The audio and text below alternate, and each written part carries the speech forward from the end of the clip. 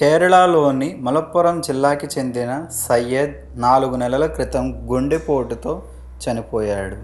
ఇతనికి భార్య, 2 పిల్లలు ఉన్నారు. సయ్యద్ చనిపోయిన విషయం కనీసం బంధువులకు కూడా చెప్పకుండా ఇంట్లోనే దాచుకున్నారు. అతను చనిపోయినప్పటి నుంచి నలుగురు ఇంట్లో నుంచి బయటకు రావడం మానేశారు. వారి వింత ప్రవర్తనతో చుట్టుపక్కల వారికి అనుమానం కలిగింది. దాంతో వారు పోలీసులకు సమాచారం అందించారు.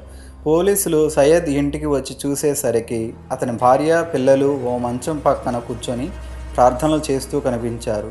మంచంపై దుప్పటి పరిచి ఉండడం గమనించి దాన్ని తెరిచి చూశారు. దుప్పట్లో అస్థిపంజరం ఉండడం చూసి నిర్ఘాంతపోయారు. వెంటనే పోలీసులు అస్థిపంజరాన్ని ఫోరెన్సిక్ ల్యాబ్కి పంపించి నలుగురిని అదుపులోకి తీసుకున్నారు. ఎప్పటికైనా సయ్యద్ తిరిగి వస్తాడన్న ఆశతో శవాన్ని ఇంట్లోనే పెట్టుకున్నామని అతని భార్య పోలీసులకు తెలిపింది.